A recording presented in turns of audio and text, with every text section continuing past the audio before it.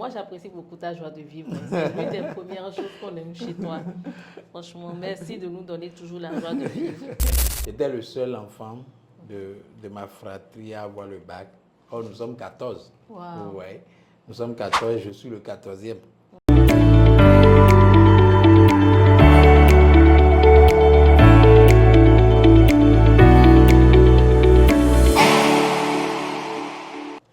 On le connaît tous sous le nom de Monsieur Poulet. C'est moi qui donne ce nom parce que il nous vend des poulets régulièrement et nous achetons ces poulets.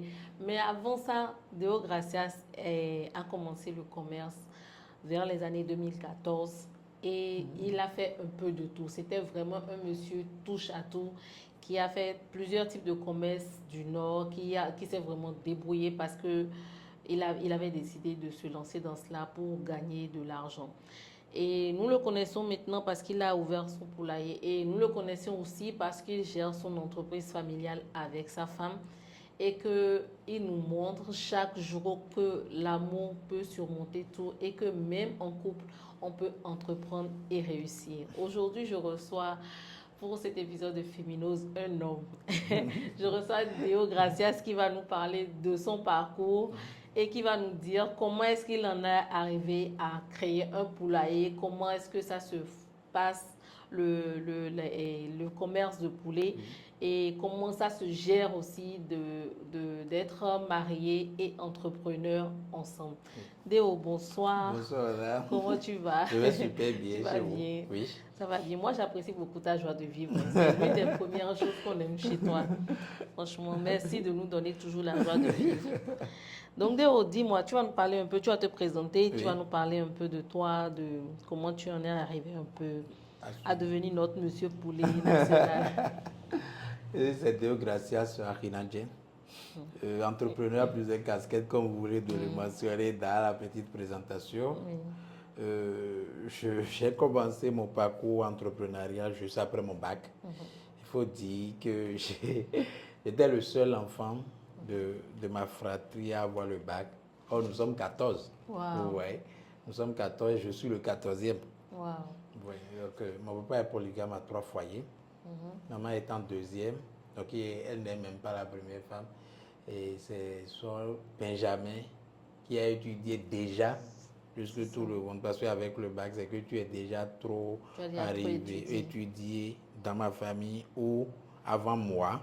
Celui qui a le plus grand diplôme était en 4e. Wow. Vous voyez. Donc, très tôt, plusieurs responsabilités m'incombaient parce que dans mon entourage immédiat, on pensait qu'après le bac, tu peux devenir salarié. Ah, waouh. Qu'est-ce qu'on gagne avec le bac? On parlait que tu peux devenir salarié. Et moi-même, c'est ce que je pensais. Vous voyez. Mais étant issu d'une éducation vraiment maternelle, parce que c'est maman qui m'a gardé, à partir de 6e déjà, je vendais les poissons fumés de façon ambulante. Waouh. Pour après le boulot, après les cours à 17h, quand tu rentres, c'est que pour maman, quand tu commences déjà à te promener dans le quartier, sans raison, il vaut mieux t'occuper. Il vaut mieux t'occuper et t'apprendre en même temps. Aujourd'hui, ça me sait. Et vous voyez, déjà, j'ai eu quelques bases commerciales étant dans l'adolescence. J'ai vendu le poisson fumé de manière ambulante de 6e jusqu'en 3e. C'est parce que j'allais au BPC qu'on a dû suspendre un peu. Mais après, le BPC, on a repris. Et j'ai arrêté en premier. Donc, j'ai eu goût à l'argent, au traitement de la clientèle et tout. Donc, après le bac, il fallait se démerder. Le campus, parce que les parents n'avaient pas les moyens pour m'inscrire dans une école privée. Donc, il fallait se démerder pour gagner vite de l'argent et assurer également l'attente des parents. Du coup, avec mon secours dans le temps, universitaire. Universitaire. Ah, donc ça veut dire que tu as eu le bac avec mention. Oui, j'ai eu le bac avec mention. Wow. J'ai fait un bac littéraire, j'ai eu le bac avec mention. Avec le secours dans le temps, j'avais dégagé 120 000, 120 000 francs pour aller au nord. Ok. J'ai pris le bus. D'où est venue l'idée d'aller au nord? Parce que tu aurais pu faire un petit commerce à Cotonou, mais d'où est venue l'idée d'aller au nord? Après le BPC, comme tout jeune, j'avais besoin de mis à part la pension quotidienne matinale qu'on nous donnait. J'avais plus besoin d'argent. Oui. J'ai commencé des jobs. Des jobs comme le déchargement de maïs. Ah, au marché. Au marché, quand les camions venaient dans le quartier et que des jeunes à Koweït dans le temps ne voulaient pas faire. Moi, j'avais un groupe d'amis, on faisait le déchargement de sacs de maïs à une aladja dans le quartier. Wow. Ouais. Donc, c'était facile pour moi de vite prendre ce chemin parce que la dame disait que c'est pas mal, les sacs de maïs qu'elle achetait le sac dans le temps à 10 000, elle le revendait à 15 000, à 13 000. Donc, je faisais mes petits calculs sans ajouter les charges qui pourraient affiner, que c'est pas mal. Donc, j'ai pris 120 000 en 2014, plus précisément le 26 mars 2014. Tu as gardé la date. Je garde toutes mes dates qui me sont chères. Ah ouais, c'est important. J'ai pris le bus le matin pour aller au nord. Sans connaître le nord, j'allais à Gorgounou parce que j'avais appris qu'à Gorgounou, le maïs était moins cher. Donc je ne connaissais personne là-bas. En cours de route, arrivé au niveau de Saveur, le bus a eu une panne. Et c'est pour ça que je dis toujours, le spirituel a un point dans la vie d'un homme, que ce soit dans la mise en place d'une entreprise ou pour une décision à vie. Il faut toujours mettre le spirituel au début. Le bus a une panne juste parce que moi j'étais là et j'allais dans un endroit inconnu. Vous allez comprendre maintenant pourquoi. Et ils ont tout fait. Le mécanicien à bord a tout fait, mais ça ne répondait pas. Donc, ils ont dû appeler l'agence à Cotonou, ils ont demandé qu'on doit attendre pour qu'un bus démarre de Cotonou et arrive à notre niveau. Vous récupérez. Et tenez-vous tranquille, quand le second bus est venu, je suis entré dedans. Celui à côté de qui j'étais assis, lui, il allait à Gorgounou. Il vend maïs. Et il est allé livrer et il retournait à la maison. Quelqu'un ne peut pas s'asseoir à côté de moi sans que moi je me présente à la personne. Du coup, bonsoir monsieur, moi c'est Théo Gracias, c'est tout. Bon, je lui dis, ah bon, tu vas acheter maïs. Je vais là où tu vas. Et j'habite là-bas. Or, moi je devrais prendre une auberge, je devrais dormir où je ne sais encore. Donc il m'a hébergé, il m'a vendu le maïs et tout était facile, vous voyez. Donc c'était mon premier contact comme ça. Donc, n'ayant pas d'engagement, d'obligation, j'étais jeune et tout, je ne vendais pas à crédit, je récupère mon argent en même temps et je repars au nord en même temps. Donc je vends, je repars. Donc j'ai dû accroître mon capital, ce faisant. Et après, j'ai appris que le bois aussi marchait. Donc j'étais entré dans le bois avec 7 madriers. J'ai fait mon premier voyage de madrier à Basila. À Basila, oui. 7 madriers. Et tu as pris ça comment? Le madrier, dans le temps, c'est que tout citoyen lambda pouvait partir payer et prendre une autorisation forestière à la fin. Un papier qui a une durée de validité de 3 jours pour venir à Cotonou. Donc, mais normalement, le madrier, bon, moi par exemple, je suis vendeuse de madrier. Donc souvent, quand on prend ça au nord, nous, on prend le camion. Donc comment tu as fait pour prendre seulement 7? Et comment donc tu as pris l'autorisation pour 7 madriers. Pour 7 madriers. Et pour convoyer jusqu'à Cotonou. Voilà. Mais ça t'est pas revenu cher? Oui. En fait, quand je commence quelque chose souvent, je ne regarde pas le présent. Je me projette toujours dans l'avenir. Je commence avec 7 pour pouvoir comprendre le rouage. De comment ça fonctionne. Comment ça fonctionne. La voie. Parce que dans le temps, c'était des postes forestiers qu'il faut dépasser à chaque tellement que vraiment ils embêtaient comme ce n'est pas permis. Donc, c'était pour comprendre d'abord le rouage. Je suis petit dans le domaine. Donc, nous disons, en 2015, j'étais très jeune. Dans ceux qui commercialisent le madrier, j'étais des gens à partir de la quarantaine. Voilà. Donc, c'était pour comprendre surtout ça. J'avais pris une petite quantité. Et quand j'étais venu, ayant vu que j'étais un peu trop petit et tout, ils ont voulu arnaquer. Ils sont forts dans ça. Dans ça. Mais même les vendeurs de bois au nord, mais ils sont les scieurs. Ah, ça c'est un autre problème. C'est un autre. C'est un autre monde C'est un carrément. autre level. Hein. Donc, à un niveau, je me suis dit, bon, je vais faciliter la tâche au menuisier et en même temps profiter. Donc, je scie les bois depuis là-bas. Ah, wow. Vous voyez. J'ai pris le contact à Cotonou ici, de quelques menuisiers. Et nous sommes en contact. Vous voulez quelle dimension de bois et tout. Je scie tout. Et je ne fais pas le rabotage. Je scie juste dans la dimension où ils peuvent travailler encore. Et puis ça me revient encore moins cher par rapport au transport. Okay. Parce qu'avec ça, je peux prendre le bus. D'autant que je ne faisais pas encore beaucoup de madriers. Oui, exactement. Je peux prendre le bus, je peux prendre un autre type de véhicule que le camion. Exactement. Vous voyez. Donc j'ai commencé comme ça. De 7, je suis passé à 14. De 14 à 28. Wow. Donc petit à petit, j'étais arrivé à 56. Donc forcément, je dois prendre le camion. Ça faisait 56. De 56, je suis passé à 112. Wow. Petit à petit, je me suis véritablement siégé dans le madrier jusqu'en 2016. En mai 2016, j'étais dans la capacité de faire mon premier camion de madrier. Donc j'avais 402 madriers dans le camion. Mais c'était le début de ma descente. Ah, wow. J'allais avec toutes mes économies. C'est ça. Je n'avais pas d'épargne parce que je voulais grandir. Donc quand je vends, les économies et le capital, je repars en même temps. J'avais pas de femme, j'avais ni enfant, Benjamin, donc j'avais pas de petit frère. Je vivais dans la maison des parents.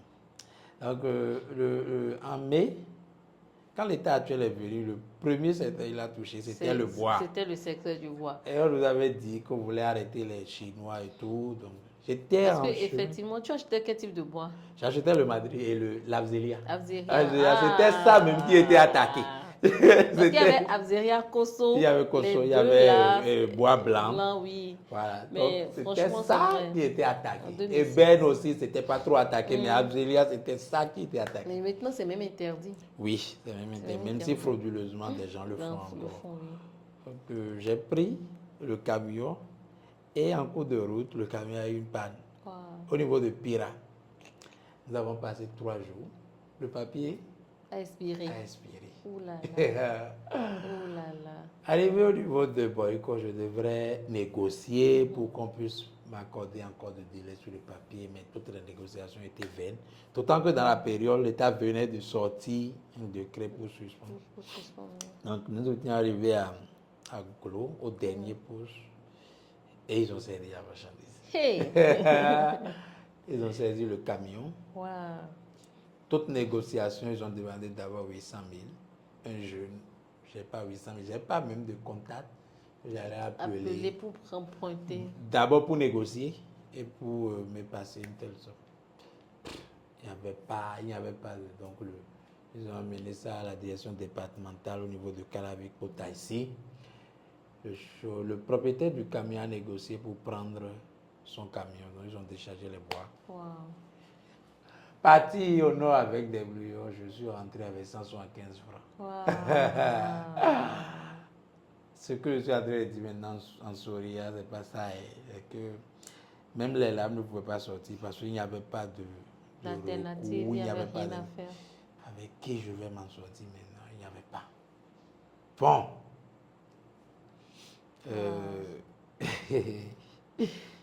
Il ne fallait pas s'apitoyer trop sur son sort, il fallait reprendre et tout. Donc, j'ai dû contacter maintenant mes amis avec qui je faisais le déchargement de maïs pour reprendre encore. Or, quand j'ai commencé, c'est eux qui me faisaient le déchargement. Oh là là. Oh là là. Il faut vraiment apprendre l'humilité pour faire ça. C'est vrai, il faut s'humilier ça. Il faut faire ça parce que tu faisais le truc avec les gens. Tu as changé de statut, c'est que c'est toi maintenant qui amènes et eux ils déchargent et tu reviens à leur niveau. Vous imaginez toutes les moqueries, tout ce que tu peux entendre. C'est comme si tu as échoué, quoi. Genre, on était ici, tu as commencé, c'est toi. Bon, moi, mon objectif n'était pas là. Parce que quand j'avais commencé le commerce, j'étais devenu indépendant, très jeune. Au niveau des parents, on ne peut plus me faire truc là. C'est pas tant de là même que l'idée de diversification de mes activités m'est venue. Parce que si j'avais d'autres activités, je n'allais pas voir là. Et on n'aurait même pas pu saisir la marchandise parce que tu aurais payé. Voilà, d'autres, voilà. Donc, j'étais revenu complètement à terre. Il fallait survivre et tout. C'était pas facile. Pas du tout, c'était pas facile. Mais c'est dans cette période que j'ai connu ma femme. J'ai connu ma femme le 27 juillet 2017. Wow. Mais tu te rappelles même de la date, Seigneur. Tu te rappelles même de la date où tu l'as connue. Mais attends, c'est comment ça s'est passé? C'est comme dans les films. Tu étais en train de marcher et puis le vent soulever quelque chose. Parce que tu parles juste quand tu te rappelles de la date. Mais attends. Ah, mais quand je dis la date et vous dites ça, et quand je vous dis l'heure alors. Ah, Seigneur. Non, mais si tu te rappelles de l'heure, c'est que c'est grave, c'est foutu. On a plus d'espoir. C'était 27 juillet à Lomé. Ouais. Malgré tout ça, j'avais un professeur, on organisait les colonies de vacances. Okay. Et j'étais parti pour me divertir.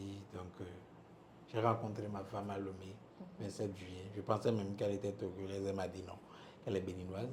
Et puis voilà, je me suis dit, bon, ça tombe bien. Je me suis présenté. Et quand elle s'est présentée là, j'ai dit, waouh, ça là, j'ai besoin de ça dans ma vie entrepreneuriale. Ok, bon, d'accord. Dis-moi comment elle s'est présentée. Peut-être que nous, on va trouver les secrets pour bien se présenter. Ma femme a étudié plus que moi. Ok. En 2017, elle était en 4e année, donc elle préparait son master 1 Ok. en négociation commerciale et marketing à HECM. Wow. Moi, j'étais commerçant praticien. Commerçant même d'abord. Commerçant à la faillite. Donc, elle était dans la théorie et moi, j'étais dans la pratique. Ça. Maintenant, elle me dit, Déo, tu sais, j'étudie pour les parents. Je rêve d'être un jour fermier, avoir mon poulailler et élever des sujets. Wow. C'est fort pour moi. Parce que, vous savez, quelqu'un qui évolue jusqu'en année de master, même si c'est pour les parents, à un niveau donné, elle doit nourrir l'envie de devenir bureaucrate ou être employé quelque part dans une entreprise de la place. Mais au niveau de master, elle est toujours attachée à son rêve d'être fermière. Moi, personnellement, c'est qu'elle peut se salir les mains. Exactement. Du coup, ça répondait d'abord à la... C'est le critère fondamental pour moi pour avoir une alliée de vie. Exactement. Vous voyez? Une femme qui peut salir les mains avec moi. Moi, j'étais trop dans les activités pratiques et manuelles. Oui. Je vends du charbon, par exemple. Si la femme n'aime pas se salir les mains, elle ne peut pas. Elle peut pas. Je ne peux pas même lui confier le dépôt. Donc, du coup, c'était même à un niveau donné. Parce que le mariage, pour moi, c'est un tournant décisif pour tout entrepreneur si tu veux réussir. Tu le fais mal, c'est que tout l'empire que tu es en train de bâtir va se fondre, voilà, va tomber. Donc, je réfléchis, est-ce que je pouvais trouver? Mais Dieu, dans sa grâce, m'a donné non seulement une femme intellectuelle, mais une femme qui était prête à tout véritablement avec moi et pour moi. Donc, quand ça fait, je dis, waouh, ça là, je dois tout faire pour l'avoir. Le lendemain, c'est-à-dire le 28 juillet, je lui ai fait la cour, la drague et tout.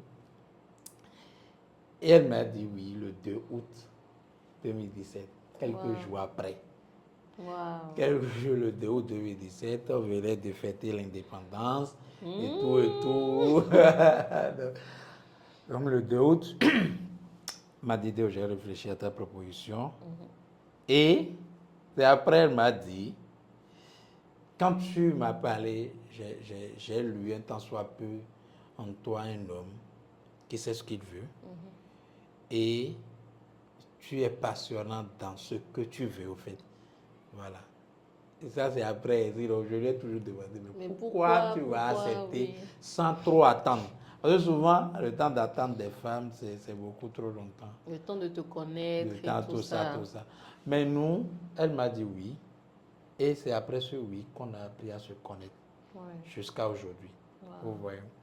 Donc, on a commencé notre relation comme ça. Elle allait au cours, moi j'étais dans mes petites activités et tout et tout. Et est-ce qu'en temps tu avais déjà arrêté d'être manœuvré, tu avais commencé peut-être encore autre chose? J'étais manœuvre quand je l'ai connue. Quand tu l'as connue.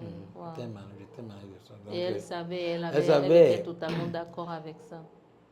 Je voulais construire quelque chose d'éternel avec elle. Donc, je ne pouvais pas être faux. C'est ça. J'étais tellement vrai dans les fiançailles que ma femme m'a demandé un jour si je n'aurais pas une autre face désagréable dans le mariage. C'est ça. Parce qu'elle avait peur. C'était trop beau pour être vrai. C'était trop beau pour elle, même son entourage même. Parce que moi, pour moi, c'est que j'ai déjà la femme de ma vie.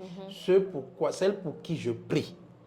Parce que tellement c'était important pour moi le choix d'une femme qui va dans ma vision que je jeûnais pour ça.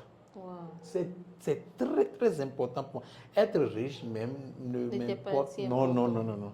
Mais vous avez une femme qui rentre dans ta vision, qui est prête à prendre à bras le corps ton avenir. Et toi, réciproquement, tu prends à bras le corps son avenir. Donc vous marchez dans le même sens et vous avez la même vision de vie et de mariage, la vie de couple à deux. On ne l'obtient pas. C'est une grâce. C'est une grâce.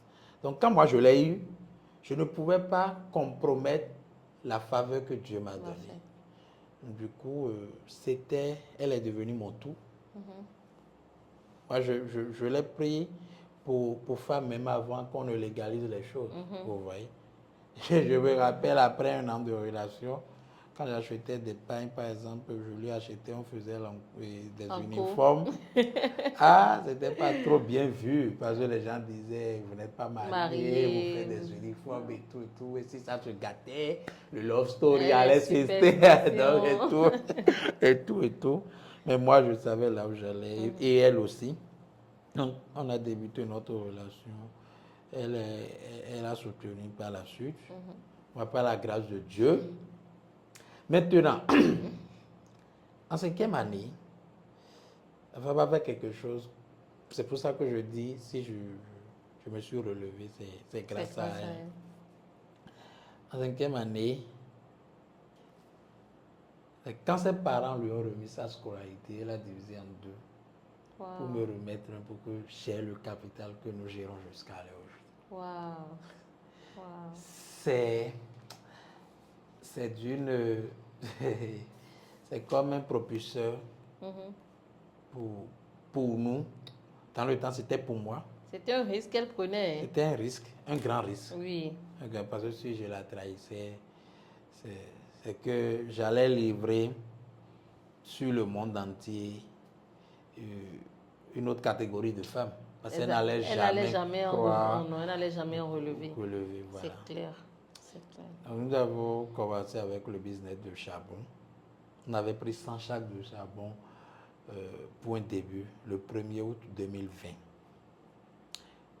Donc, nous avons fondé l'entreprise maintenant, partant de là, dans les fiançailles, avant de se marier, en mars qui a suivi. Donc, quand nous avons créé, nous faisons la gestion ensemble. Elle s'occupait de tout ce qui est de la trésorerie, genre l'entrée financière, les sorties et tout. Et moi, j'étais dans la recherche de la clientèle et de sa fidélisation. Donc, c'était deux rôles distincts. Mais on arrivait toujours à trouver des moyens pour s'en sortir. Donc, tout ce que je disais, c'est qu'elle vivait encore chez ses parents. Oui. Elle vivait encore chez ses parents. Donc, nous avons eu l'activité là, parce que c'était très clair dans notre tête, on doit avoir une activité avant de se marier. Donc, vous voyez, on venait de passer de 2017 à 2020, 3 années. Et avec mes petits jobs et tout ça, rien ne promettait à l'avenir. Donc, c'était un risque pour nous de s'en sortir, un risque pour sa notoriété auprès de sa famille. Parce que si ça ne marchait pas, tu as pris l'argent de scolarité qu'on t'a remis pour donner à garçon. Exactement. Pour donner à garçon, voilà, garçon t'a laissé et tout. Donc, les gens ne comprennent pas pourquoi je place ma femme à ce niveau. Je ne le dis pas toujours, mais mis à part la femme, une femme dans la vie d'un homme, l'importance, la place qu'elle occupe, les points marquants de mon parcours entrepreneurial, elle a inscrit des lettres d'or dedans. Vous voyez. Donc, je ne Je ne peux pas la minimiser ou bien la mettre à une position inférieure. C'est comme si je ne suis pas reconnaissant envers Dieu pour la bonne femme qu'elle a mise à mes côtés. Donc, on s'est mariés le 27 avril, le 27 mars 2021. Et après ça, c'est avec le charbon uniquement, on s'est mariés. Et les défis du mariage, après le mariage, il y a beaucoup, tous les couples en rencontrent.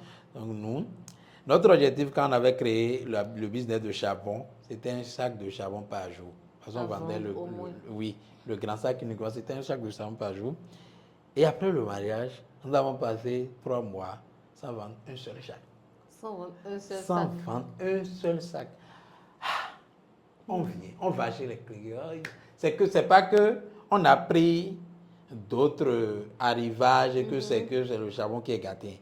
Même avant de se marier, on a pris le choix d'avoir du stock pour qu'après le mariage, il n'y ait pas de soucis. Voilà. Et on avait un peu d'économie. Les gens nous ont donné aussi d'enveloppes et tout ça. Donc, c'était là. Donc, c'est ça, avec ça qu'on a vécu cette période. Nous-mêmes, on ne le savait pas. On priait dans tous les cas. Wow. On venait au dépôt, on restait là. On se regardait.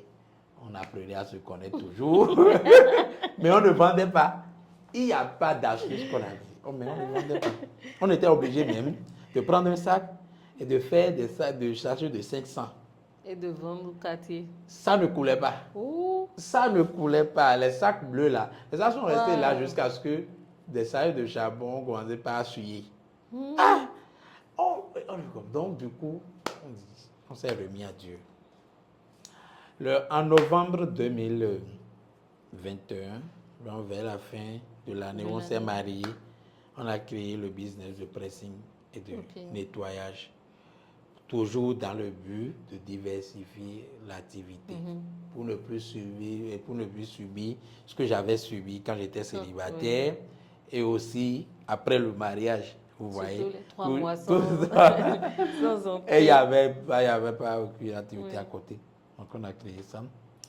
Par la grâce de Dieu, Dieu nous a donné notre aîné en juin 2022. On a eu notre fille en juin 2022. Wow.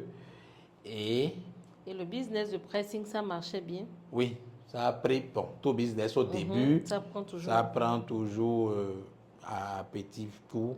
Et puis, c'est grâce à la communication et la qualité de ton travail que ça prend. Mais ça, nous ne l'avons pas trop médiatisé parce que c'est plus un business de contact. Tes amis, tes connaissances autour d'un pot. Je lave les habits, surtout quand les gens sont en blanc. Les gens n'aiment pas trop laver les habits blancs chez eux. Voilà. Donc, c'était facile pour nous d'avoir au début des gens. Donc, l'essentiel maintenant, c'est de faire un travail de qualité pour les fidéliser. Exactement. Comme ça, on l'avait déjà appris dans les pratiques, donc c'était facile pour nous. La fidélisation du client, de la clientèle, c'est facile pour nous. Donc, on a eu notre enfant en juin 2022, début du mois, et à la fin du mois, on a fait notre premier investissement en agriculture. Ok. Dans l'ananas, dans la culture de l'ananas. Et par là, on a commencé l'agriculture. Et elle disait même parce que quand elle était enceinte de la petite, tout ce qu'elle mangeait, elle doit prendre comme fruit ananas. C'est ça doit être déçu, quoi. Donc elle me disait que voilà qu'elle a mangé ananas durant toute la grossesse là. Et qu'on a lancé encore dans l'ananas. Voilà. Donc je lui ai dit, quand tu seras enceinte prochainement, on va... Il faudra manger un autre fruit. Voilà. L'ananas, comment vous êtes lancé dans ça? Vous aviez une ferme, c'est ça? Vous avez acheté une parcelle et vous avez lancé la culture vous-même, ou comment ça s'est passé? L'ananas, on a débuté par la location de terre. Ok. Donc ça se fait en fait au Oui, Bénin. ça se fait dans la zone de Tori, à la Das et Kou. Vous pouvez louer des terres et faire la culture que vous voulez. L'essentiel, c'est d'avoir des ouvriers, parce que vous ne pouvez pas faire le travail champêtre seul. Donc, nous, on a débuté avec un état d'ananas. Donc, on avait des ouvriers et une connaissance là-bas, qui était notre œil et nos yeux. Un peu comme le contremaître. Voilà. Donc, mais j'allais là-bas régulièrement comme contrôle. Nous, on a fait tout ce qu'on veut aujourd'hui de façon théorique, on peut l'avoir sur l'outil téléphonique. Donc, même le poulailler aujourd'hui, c'est sur le portable qu'on a eu nos premières formations théoriques. Ok. Donc, l'itinéraire technique pour faire l'ananas, nous l'avons suivi sur le portable. Ok. Comment ça se passe sur Sur YouTube, YouTube. sur Google, tout ça, tout ça. Ok. Et on allait se documenter quand on était en fiançailles. Nos activités communes, quand on avait un peu de temps, c'était la lecture. On allait à la Fondation Bénin Excellence que le gouvernement a créé. On allait là-bas pour lire. Sur les livres de la vie à deux, du Kama Sutra, de beaucoup de carrément, choses. On lisait beaucoup de choses à deux. Les livres de le gars là, la vie à deux de Gary Chapman. On a lu beaucoup de collections de Gary Chapman. Il y a des livres béninois aussi qui parlent de la vie à deux. On a lu tout. C'est tout ça qui nous a forgé aujourd'hui. Et moi, j'ai une autre vision de la vie à deux. Oui. Voilà. Donc, c'était notre passe-temps. Et quand on voulait entreprendre sur des domaines qu'on ne maîtrisait pas, vous lisez aussi. On lisait aussi. Comment on plante le manioc, par exemple, pour qu'il y ait une bonne rentabilité, c'est dans les livres, moi je l'ai lu. Ok. Vous voyez. Donc, on faisait ça. Donc, on a lu tout ça. Parce que avant de confier du travail, il faut que toi-même tu aies une connaissance de base dans le domaine. Exactement. Donc, c'est comme ça qu'on a débuté dans l'ananas. On a choisi l'ananas dans le temps parce qu'on nous l'avait conseillé. Mais aujourd'hui, avec notre expérience, on pense que ce n'est pas trop bien pour un débutant. Okay. Donc après la première expérience, Pourtant, l'ananas, c'est genre le fruit qui pousse bien. Oui, mais ça fait 18 mois. Ah, ça prend 18 mois. Ça prend 18 mois. Ça fait 18 mois. Et c'est pas comme certains qui poussent très vite et non, puis tu ramasses, tu 18 vends. mois avec engrais. Ah, wow. Sans engrais, c'est après 2 ans. Wow. Donc, et ça prend beaucoup d'argent. Sur un état, vous pouvez dépenser jusqu'à 2 millions. Mais vous rentabilisez quand même. Après. Vous rentabilisez. Mais c'est lent. C'est lent. Voilà. Donc, pas bon pour un débutant en agriculture. Donc, après ça, on a jugé utile de changer. Donc, par la grâce de Dieu, nous avons acquis aussi un domaine. Donc, sur le domaine maintenant, là, nous faisons le manioc. Okay. Donc, nous sommes spécialisés dans la culture de manioc pour la transformation en gari. Okay. Voilà. Mais avant ça, on a eu une petite expérience de papaye aussi. Papaye solo bio. Mais l'expérience là, on l'a fait sans forage sur le site. Donc on a compris pour faire papaye, il faut forcément avoir un forage parce que c'est un arbre fruitier qui se vit uniquement d'eau. Okay. Même en saison sèche. Ça doit tout le temps arrosé. Ça doit tout le temps arrosé, même en saison sèche. Donc, or le manioc n'a pas forcément besoin du forage. Certes, avec de l'eau perpétuelle, ça peut avoir une rentabilité plus voilà. Donc voilà aujourd'hui là où nous en sommes avec cette diversification dans nos activités. Ça nous permet d'avoir plusieurs ressources, de prendre certaines ressources pour gérer les charges familiales, de gérer d'autres pour réinvestir. Okay. Voilà. Donc après l'agriculture, en novembre, le 14 novembre 2023, nous avons pris nos premiers poussins pour le poulailler. Et c'est là que nous avons pu réaliser le rêve de ma femme quand elle se présentait. Donc, ça, c'était en novembre 2023 et elle s'est donnée, comme nos activités précédentes, à cette activité-là. Il fallait, nous départageons nos agendas souvent. Quand moi, je suis par exemple à Tori, sur notre domaine, voilà, elle est au poulailler, donner à manger au sujet, donner à boire, le contrôle et tout ça. Nous avons suivi une formation ensemble en ligne dans le domaine de l'élevage des volailles. Et quand on a débuté, on a eu un suivi d'un année avec 70% pour la phase expérimentale. Okay. Aujourd'hui, nous avons une capacité de 500 têtes en moins de 2 ans. Wow. Donc, c'est une grâce. Et tout mon parcours est une grâce et que je remercie vraiment Dieu pour ça. Voilà. Mais comment se passe alors l'élevage de poussins? Parce que je me rappelle, j'ai vu une fois où un monsieur qui postait qu'il a perdu tout l'élevage et tout. Donc c'est quand même un truc à risque. Ça paraît tellement simple Genre, il y a les poussins qui sont là. Tu jettes un peu le maïs Le ou quoi, tu maïs, laisses tu de dois l'eau là, la et puis ils manger. grandissent tout seuls. Donc, comment, en fait, explique-nous la complexité qu'il y a dans ce Dans domaine-là. toute activité, quand le côté pécunier ou bien le côté lucratif rentre dedans, ça doit être suivi d'une formation Ok. et du spirituel. Mhm. Beaucoup de jeunes banalisent le spirituel aujourd'hui dans les activités. Ils font leur étude du marché et tout, et on se lance. Ce n'est pas une bonne recommandation. Ok. Le spirituel en toute chose, parce qu'il y a des choses dont la capacité humaine ne gère pas. Ok. Quand vous élevez des animaux, c'est le souffle de l'animal que vous vendez. Oui. Donc c'est quand l'animal perd son souffle, c'est que ça n'a plus de valeur, vous voyez. Et il n'y a pas de...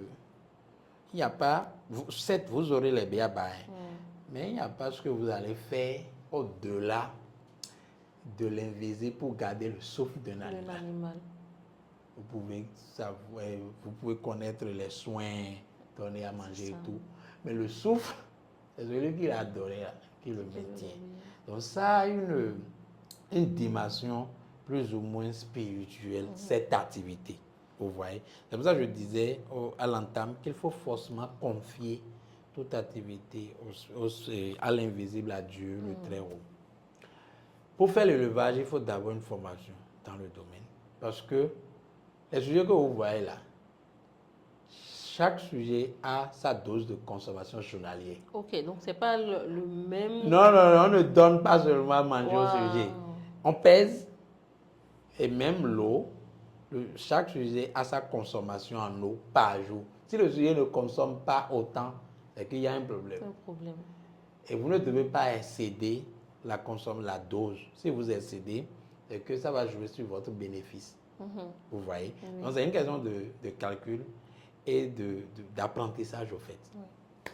Maintenant, nous, après la phase théorique, on a pris 70% et nous étions suivis par un aîné qui nous a montré, parce que la théorie sur le net, c'est autre chose. Oui. Donc il fallait maintenant passer à l'acte et tout. Nous sommes déjà mariés. Nous n'avons pas assez de temps pour maintenant s'inscrire dans une école agronomique pour pouvoir apprendre ça. Donc l'essentiel, c'est de passer à la phase expérimentale et nous allons apprendre nous-mêmes ce faisant. Donc nous l'avons pris 70% au début. Il y a la phase pour rentabiliser en élevage, il y a 3 différentes étapes. Il y a la phase démarrage. Et à ce niveau, c'est que les poussins sont encore très frais, petits et tout. Ils ont plus besoin de la chaleur. Vous voyez, dans cette pièce. Il faut que l'endroit soit bien réchauffé. Voilà, comme ici par exemple, mais ça, sans le climatisateur. Vous voyez. Et puis, il faut réchauffer. Soit à l'aide d'un radiant à gaz, ou vous faites un chauffage traditionnel avec une marmite même et de charbon dedans pour que ça puisse donner. C'est comme les couveuses là. C'est comme les couveuses. Mais dans un poulailler, vous séparez une partie et une partie que vous pouvez encadrer pour pouvoir maintenir la chaleur. Vous voyez. Donc il y a cette période-là. Nous faisons les poulets de chair pour le moment. Donc cette période court 2 semaines. Sinon minimum 10 jours. Et les poussins seront mis en chaleur. Si il y a la pluie, il y a différentes méthodes d'élevage. En période pluvieuse, il y a une autre méthode et en période sécheresse, il y a une autre méthode. Donc en journée, si c'est dans la période pluvieuse, c'est une chaleur constante. Pour qu'à l'intérieur, il y ait toujours de la chaleur. Mais en saison sèche, vous pouvez laisser parce qu'il fait déjà chaud. Voilà. Mais dans la nuit, vous devez mettre la chaleur et la lumière. Parce qu'ils doivent être nourris 24 heures sur 24, juste 1 heure de repos sans manger. Et comment ça se fait? C'est-à-dire qu'on se relaie? Voilà, c'est là que c'est une question de complémentarité. On se relaie. En journée, moi je passe la journée au poulailler et le soir, ma femme vient au poulailler faire la nuit. Vous voyez. Et le lendemain, donc on fait une semaine comme ça. Et l'autre semaine, moi, je prends la nuit et elle prend la prend journée. Vous voyez. Donc, c'est comme ça on se relaie pendant la période de démarrage. Maintenant, après la période de démarrage, il y a la période de croissance qui n'est plus une période de chaleur parce qu'ils ont déjà de plumes. Donc, c'est moins contraignant. On fait juste le manger, les soins médicaux et l'alimentation. Il faut aussi dire que le poulailler doit respecter des normes techniques pour avoir une rentabilité escomptée. Parce que si le poulailler, lait ne rentre pas, si la chaleur, s'il n'y a pas un renouvellement de lait, la litière c'est le copeau sur lequel se reposent les animaux, ne doit pas être sale ni mouillé. Vous voyez? Donc c'est beaucoup de choses qui rentrent dedans pour avoir un résultat optimal. L'eau même ne doit pas être sale. Si les sujets prennent de l'eau sale, ça contient des microbes et ça agit sur le tube digestif. Ils n'auront pas de développement. Clairement, moi, je ne peux pas faire les mêmes choses. Ça demande trop de technicité, voilà, de patience, et de temps. En réalité. Mais pourtant, ça avait l'air tellement. Je me rappelle, en temps, j'ai voulu me lancer dans un truc comme ça. Je me suis dit, bon, j'ai un petit espace. Vous allez faire. Là. Mais oui, après, Dieu merci, je ne me suis pas lancée. Si ce n'est pas une passion, ce n'est pas la peine. Sérieusement. Si ce n'est pas une passion, vous voyez par exemple, si ce n'est pas une passion, comment une dame va laisser son foyer et venir rester au poulailler? Toute la nuit. Toute la nuit. Parce qu'il faut se lever. D'abord, il faut faire le premier service à 0 heure, se lever 3 heures après pour voir le niveau de chauffage. Est-ce que la lumière est toujours allumée? Parce que si la lumière n'est pas allumée, ils s'agglutинent dans un coin et peuvent s'étouffer. Et là, au lendemain, tu verras plusieurs sujets morts. Vous voyez. Donc, il faut vérifier tout ça à 3 heures du matin et après un autre à 5 heures. Et voilà, après 5 heures, moi, je viens déjà à 7 heures et elle va se reposer. Voilà. Comment vous gérez les enfants comme ça alors? Nous avons juste un enfant pour le moment. Et elle fait, comme nous bossons ensemble, nous quittons la maison ensemble, nous allons au boulot ensemble, donc nous rentrons. Elle est tout le temps avec nous. En fait, elle apprend en même temps quoi? En même temps, elle aura 3 ans bientôt, mais elle donne déjà à manger au sujet. Parce que quand en faisant, les enfants regardent les parents faire, voilà. Donc, papa, je veux donner aussi, Donc, moi, je ne refuse pas. Elle a ses sandales de poulailler parce que ce n'est pas les sandales qu'on utilise au dehors, qu'on utilise dans le poulailler. Donc, elle a ses sandales dans le poulailler. Si elle manifeste le désir, elle rentre dedans et puis elle donne à manger. Voilà. Donc, tu gères une entreprise, je vais dire, familiale. Oui. Et comment se passe la gestion quand tu travailles avec ta femme? Parce que là, vous êtes pratiquement 24 heures sur 24 ensemble. Donc, comment d'abord se passe la gestion de l'entreprise, la répartition des ressources? Comment vous arrivez à faire la part des choses pour ne pas tout mélanger? Et aussi après, comment vous arrivez à séparer vie privée et boulot? Est-ce que vous arrivez vraiment à faire cette différence, à vous dire, bon là, on se déconnecte du boulot et puis c'est la vie privée. Comment vous gérez ça? C'est le qui suis-je qui se marie. Tu dois savoir d'abord qui tu es avant de savoir avec qui tu veux marcher. Pour une question de vie. Moi, je sais gérer l'argent du boulot, mais je ne sais pas gérer mon argent. Oui. Donc, comment déjà tu fais la différence entre l'argent du boulot et ton argent? C'est une rigueur personnelle. Quand, par exemple, j'enlève le capital et tout, quand c'est mon bénéfice, là, je peux faire tout ce que je veux avec. Mais je ne touche pas au capital. Parce que c'est une question de suivi. Si je perds mon capital, je n'ai personne à qui je vais demander. Du coup, je n'ai pas droit à l'erreur. Il y a des choses involontaires, ça peut arriver. Mais si ça doit tenir de moi-même, je ne peux pas dire à quelqu'un que j'ai bouffé mon capital. Ça ne s'entend pas. C'est même compromettre mon parcours. Et puis, je ne peux pas l'admettre. Maintenant, tu as pris l'enfant d'autrui qui a cru en toi. Donc, ce n'est pas le moment encore de bouffer, de faire du n'importe quoi. Et depuis les fiançailles, comme elle gérait la trésorerie, jusqu'à aujourd'hui, c'est ma femme qui gère notre argent. C'est pas... Moi, je ne suis pas, excusez-moi, comme les autres hommes. mon argent, c'est ma femme qui gère. Donc, en fait, bon, chérie, j'ai besoin de 20 000 et tout. Ou Je bien... dois justifier toutes mes dépenses. Je justifie toujours. C'est pour ça Oh, que, j'adore. c'est pour ça que je ne prends pas certains débats, que ce soit sur la Sur la toile toile, ou oui. physiquement, je ne prends pas.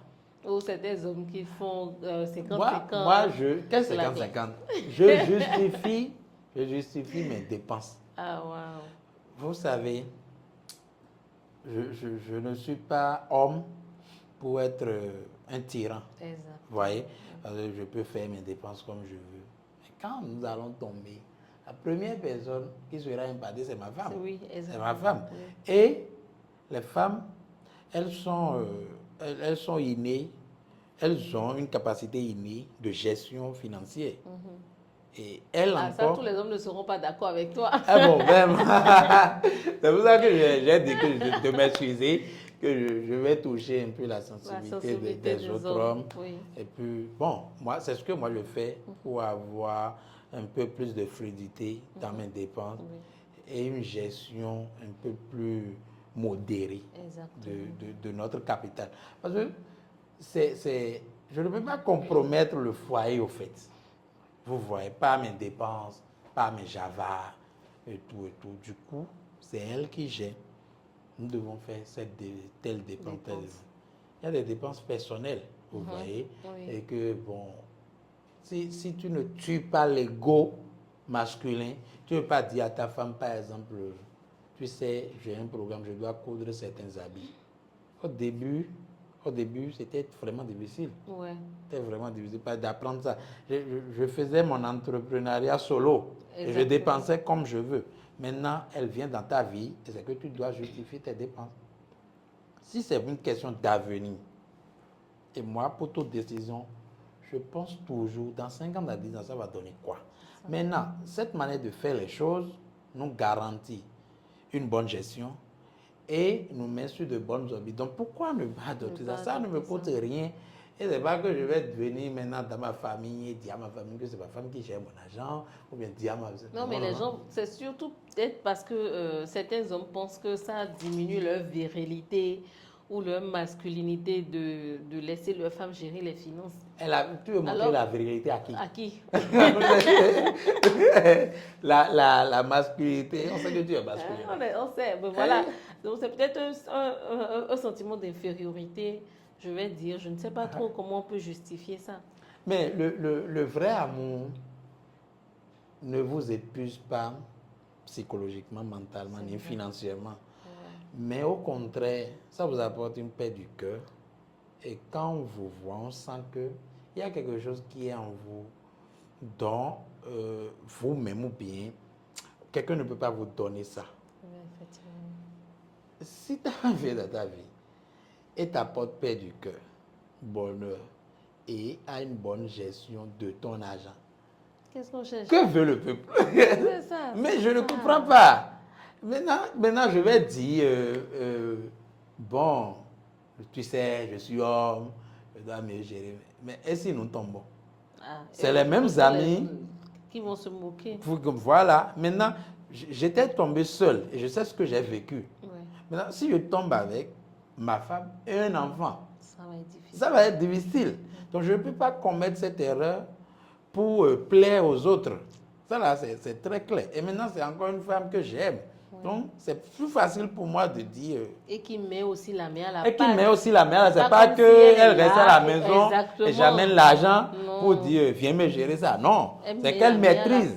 Oui. Elle connaît nos clients. Elle sait que c'est elle-même qui me rappelle. Ah, tu as écrit à tel client, tout ça. Nous gérons ensemble. Du coup, la personne connaît la vente journalière.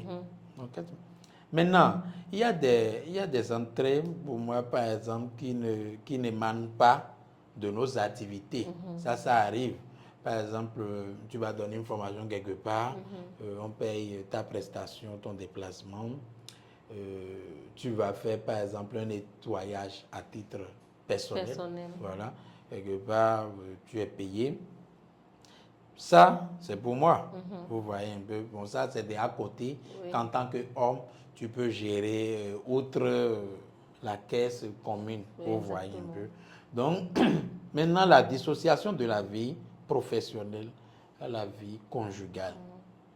Nous nous sommes fixés comme objectif que le seuil de notre maison est l'entrée de 2 mondes. Ok. Quand nous traversons le Rubicon de notre maison, c'est que nous entrons dans la vie professionnelle. Donc, et quand nous entrons dans la maison, c'est que nous sommes dans notre havre de paix, notre nid d'amour. Ok.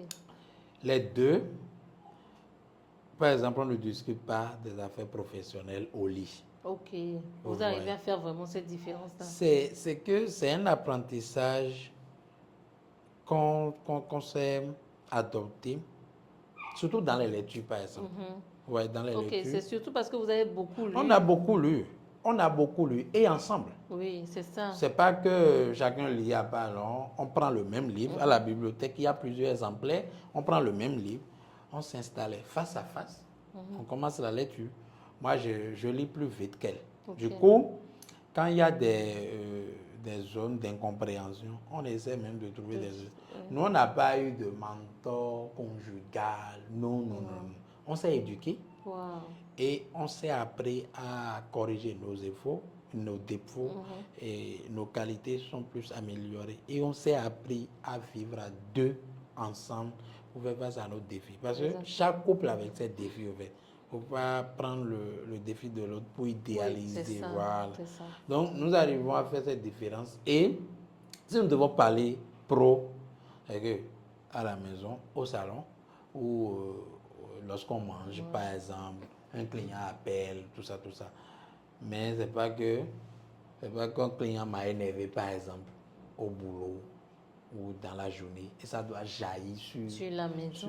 Ça, là, c'est même pas possible chez nous. Ok. Parce que moi, je suis plus en contact avec le client qu'elle. Elle est plus à la maison et au boulot avec les entrées. Elle gère tout ça, la préparation des commandes, apprêter les commandes et tout. Donc, les clients énervent. Les clients énervent et puis tu gères chaque client avec sa mode de gestion et tout. Donc, les clients peuvent t'énerver, mais ça ne peut pas avoir de répercussions sur mon foyer. D'abord même, des clients m'énervent en ville. Le premier réflexe pour moi, c'est de rentrer, dire ça à ma femme pour que ça puisse. C'est rentrer, dire ça à ma femme pour qu'elle puisse me calmer. Et puis, ça va là. Parce que même si le client t'énerve, tu ne peux pas mal lui parler. Non, donc, tu peux t'évider auprès de ta femme et puis ça va passer.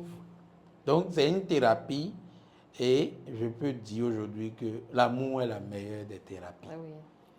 Et comment vous arrivez à gérer les désaccords? Parce que c'est clair que vous avez des désaccords. Oui, il y a des désaccords. Donc, comment est-ce que vous arrivez à gérer ça? Comment est-ce que les désaccords professionnels n'interviennent pas dans le cadre privé? Et comment est-ce que les désaccords privés n'interviennent pas, ne se répercutent pas sur le cadre professionnel? D'abord, on a appris à gérer les désaccords privés, genre dans notre intimité, depuis les fiançailles. Avec l'aide de la Bible, il y a un verset qui dit de ne pas se coucher sur la colère. Voilà. Éphésiens 4, verset 6. Voilà. Donc, ça, nous l'avons adopté dans notre couple.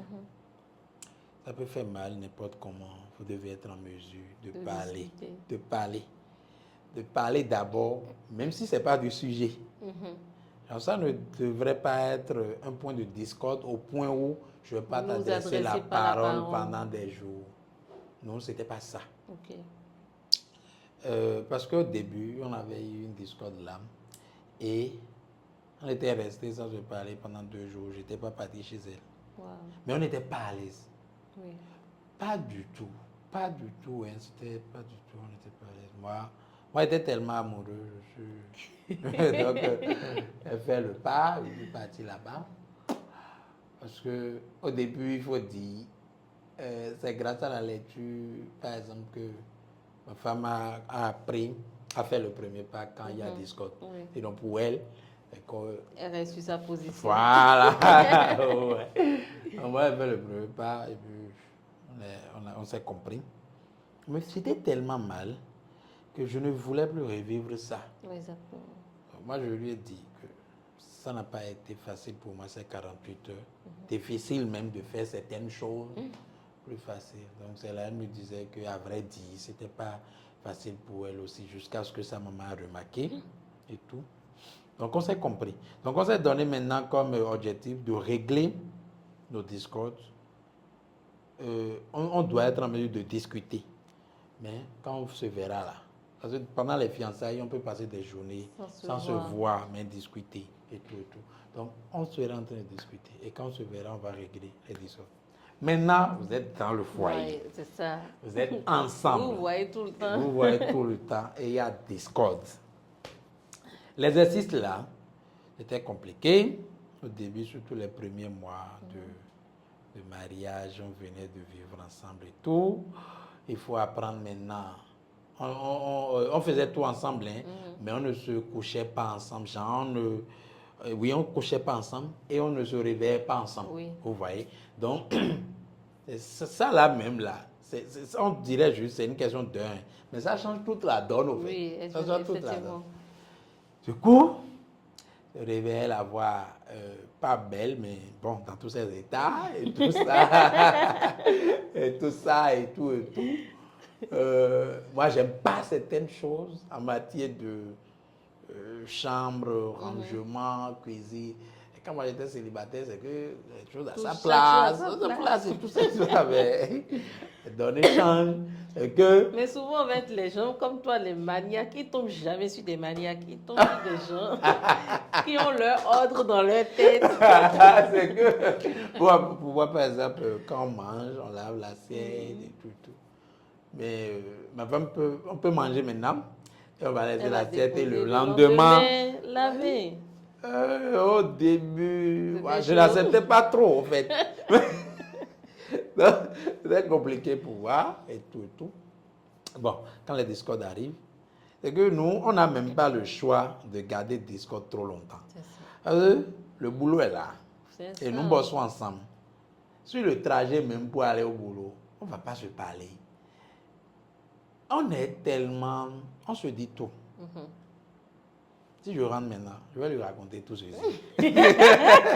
non. Donc, on n'a même pas... ça ne nous profite pas. Exactement. De rester en discorde beaucoup trop longtemps.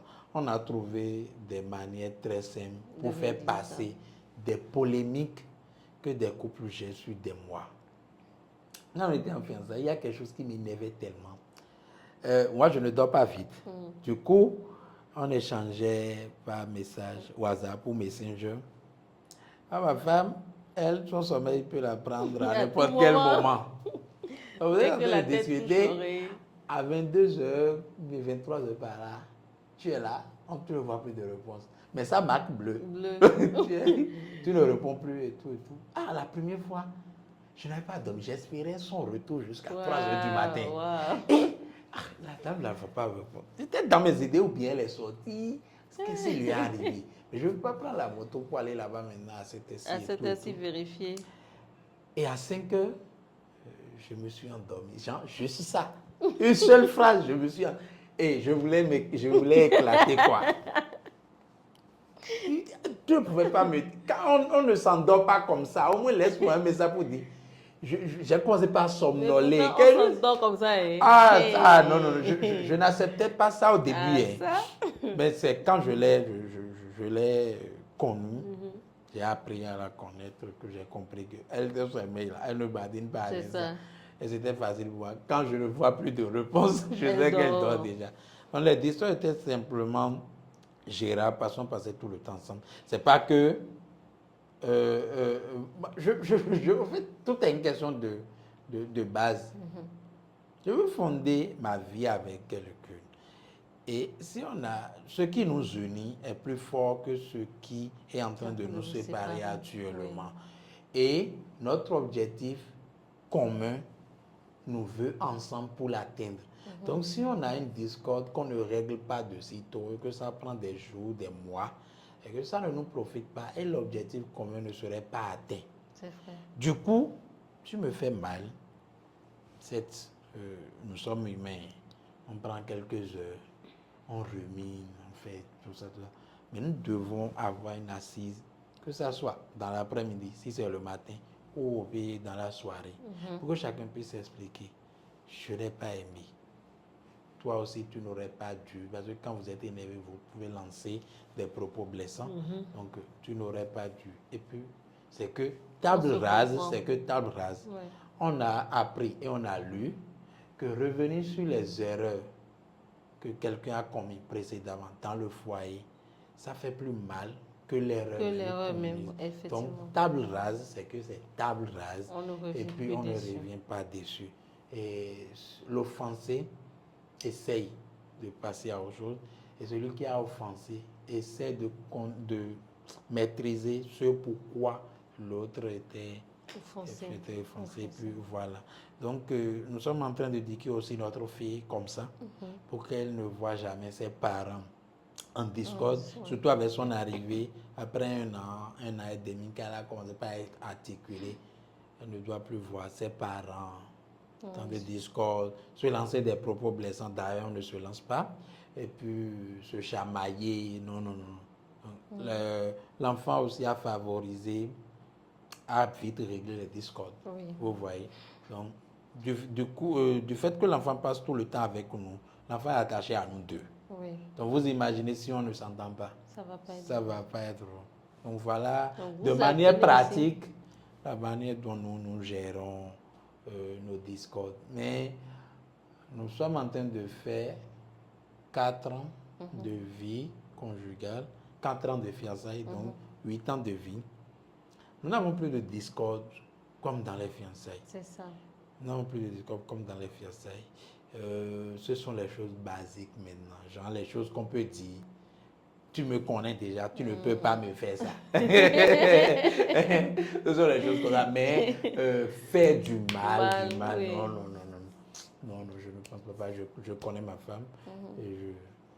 Nous, c'est que les gens aujourd'hui ne sont plus romantiques. C'est ça. Les gens ne sont plus très sentimentaux. Parce que si je montre trop mon côté sentiment, on va dominer sur moi. Oui, c'est vrai. Ce qu'on voit dans les films là, nous on pratique. Wow. Parce que si vous voyez ça dans le film, à la télé vous dites que c'est beau. Mais pourquoi ne pas pratiquer pour vivre cette beauté là? C'est vrai. Nous savons combien de temps a passé sur terre et celle ou celui que tu as pris, vous vous êtes dit je t'aime au moins une fois dans votre vie. Si ce n'est pas basé sur le mensonge, vous devez être en mesure de vivre heureux en sa compagnie. Oui. C'est la moindre des choses. Oui. Et nous cuisinons ensemble comme dans un film. Wow. Vous voyez, nous cuisinons ensemble.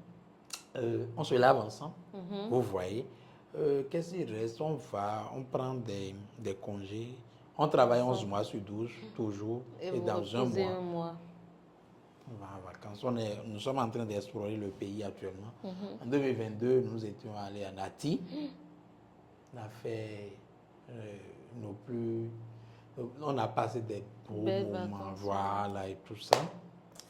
La fois passée, on était parti à Grand Popo et puis Lomé. Vous voyez un peu. On mange ensemble. Ça là, c'est la base même. On mange ensemble. On s'amuse ensemble. On joue Ludo ensemble. Vous voyez. Le matin, comme on voit dans les films, moi je peux me lever de sitôt et apprêter le petit déjeuner, réveiller ma femme, elle se brosse et on mange ensemble, comme dans un film. Oui. Ça n'enlève rien de l'homme que je suis. Et c'est pas pour ça que ma femme ne va pas me respecter, non, loin de là et tout. J'ai eu la côte de ma côte, du coup. Mes actions ne compromettent pas le chef que je suis. Exactement. Au contraire, ça rehausse encore mon estime chez elle. Et chaque jour, nous nous séduisons. Oui, je pense que c'est très, très Vous important. Voyez. Mais dans ça, discorde trouvera place où? C'est vrai. Si vous êtes en couple et que vous avez des problèmes aujourd'hui, c'est peut-être parce que vous n'avez pas la même vision de la vie à deux. C'est très important d'avoir la même vision quand on veut se mettre en couple ou se marier. Pas uniquement professionnel, mais la vie à deux. Oui. Qu'est-ce que l'homme pense de la vie à deux? Et la femme aussi. Pour certaines personnes, la vie à deux, c'est un homme, un papa méchant qui apporte de l'argent à la maison, à qui on doit vouer respect. Quand il est là, quand il est là, tout le monde disparaît. C'est que au moment où ce n'est pas comme ça, au moment où ce n'est pas comme ça, c'est que son autorité est à terre et il n'est plus homme. C'est pas comme ça chez moi, vous voyez. Pour d'autres, la vie à deux, c'est que c'est une femme et puis elle est ménagère, elle s'occupe des enfants. Elle ne sort pas de la maison. Elle a sa boutique au dehors. Si elle veut forcément vendre, et puis voilà, elle n'est pas dans la société, tout. Je vous dis que moi, j'ai une soeur, et je demande à son mari un jour, mais j'ai checké le numéro de ma soeur sur WhatsApp. Elle n'a pas WhatsApp. Je me dis, cette affaire de WhatsApp, ça gâte les foyers. Lui ne peut pas permettre que moi, ma soeur, utilise un Android jusqu'à avoir WhatsApp, que c'est pour sauvegarder son foyer. Ok. En 2025. Vous imaginez un peu. En 2025. Vous imaginez un peu. Wow. Ça m'a tellement fait mal. Ouais, mais c'est son foyer. Qu'est-ce que je peux? Je ne peux pas changer les données dans son... Donc, du coup, le problème est assez profond. Le mal est tellement profond que il y a des hommes qui ne maîtrisent pas aujourd'hui ce que c'est que la vie à deux. Ça me fait tellement mal. Et qui ne veulent pas aussi y travailler. C'est le début du bonheur terrestre. Normalement. C'est que tu es tellement... Tu es pressé de rentrer parce que tu dois voir ta femme.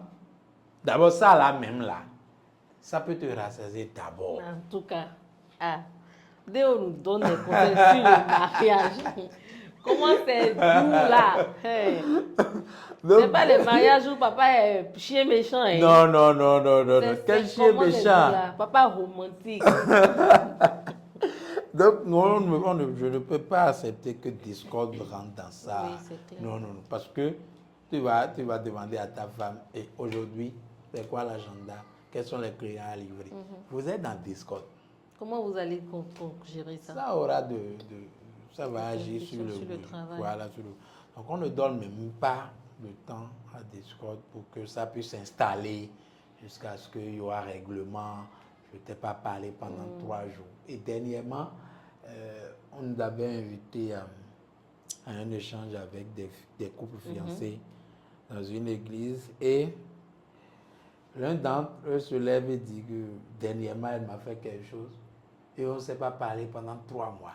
3 mois. Seigneur. Et ils vont se marier. Oui, ils vont se marier. Et si c'est que s'il ne comprend pas, il va amener ça dans la vie de couple. Ça va aller dans le foyer. Et tu ne vas pas parler. Et ça existe, hein? Mais oui. Il y a des foyers où ils ne se parlent pas. Mais ce qui m'étonne, c'est qu'ils font des enfants. Comment ils font des enfants s'ils ne se parlent pas? C'est incroyable. Mais c'est que c'est dingue ou quoi? Comment on en arrive là? Je ne sais pas. Si ton foyer est heureux, mais il y a de la floraison dans tes activités. C'est clair. Vous voyez? Et tu es libre, en fait, même sans rien. Tu es épanoui. Tu es épanoui. Vous voyez? Moi, je vis mon paradis terrestre en attendant que les cieux me soient ouverts et tout. Mais je dois être heureux d'abord et être heureux si tu es un homme et tu prends une femme. Ton bonheur, c'est d'abord ton foyer. Oui. Vous voyez? C'est le sourire que quand tu rencontres ton épouse. Vous voyez? C'est la joie de se réveiller chaque matin à côté de celle que celui que tu aimes. C'est se retrouver en train de sourire bêtement sans la contempler. Vous voyez? Donc, voilà un peu comment nous gère notre quotidien pour ne laisser place à aucune discorde, aucun mésentente, pour s'installer. Voilà. En tout cas, je pense qu'on a beaucoup été on a beaucoup appris. Et je pense que tu m'as dit que tu as grandi dans un foyer polygamique. Je pense que c'est tout ça qui a peut-être fait de toi celui que tu es, parce que je me dis que tu ne voudrais pas répéter ce que tu as vécu là-bas. Non, c'est à propos de la polygamie que je n'ai pas continué après le bac, par exemple. Les moyens qui manquaient. entre griffes, la première femme. Bon, vous voyez, c'était une question de challenge, de jalousie. Si mon enfant n'a pas, voilà, c'est pas ton enfant qui fera ça. Donc le bac même, c'était déjà un défi. Le vieux voulait m'envoyer continuer les études hors du pays. Mais c'était pas du tout. Donc, du coup, l'homme était livré à lui-même. Mais aujourd'hui, je rends grâce à Dieu. Une dizaine d'années après tous ces événements, c'est que tu es un exemple. Tu es un exemple et ma notoriété familiale fait que je suis Benjamin. Mais il y a des prises de décision où c'est mon dernier mot qui passe et tout, à cause de mes expériences et de tout ce que mon parcours entrepreneurial, sans l'aide familiale surtout, c'est ça qui m'accorde plus de respect dans ma famille. Vous voyez. Et on te respecte. Aujourd'hui, mes grands frères me prennent pour exemple pour mes neveux. Vous devez faire comme votre oncle, vous voyez, il a commencé devant nous. Il s'est marié. Comment se marie? C'est pas qu'il nous a amené grossesse et tout ça.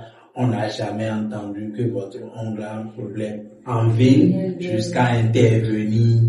Donc, toi qui es le méprisé ou bien celui qu'on ne voulait pas favoriser, aujourd'hui tu es un exemple. C'est une grâce. J'ai eu des photos, par exemple, ce soir avant de venir ici, j'avais donné une formation aux jeunes de Saint-Plon Bénin, c'est une organisation de l'OIF, la semaine passée. Et c'était devant une seule. La photo a été faite de derrière. Il y avait les appelants devant moi. J'ai vu la photo, puis la main échappée.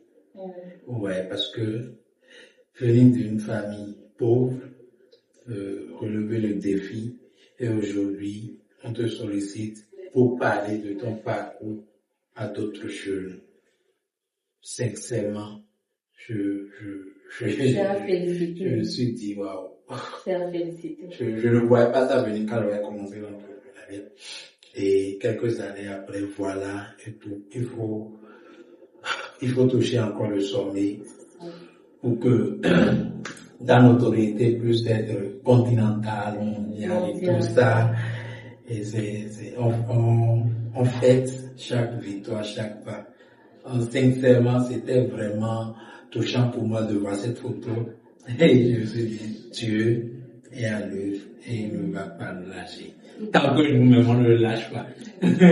Ça, c'est vrai parce que tu as un vrai exemple de résilience. Je ne pense pas que beaucoup de jeunes, avec le parcours que tu as décrit ce soir, auraient pu être là.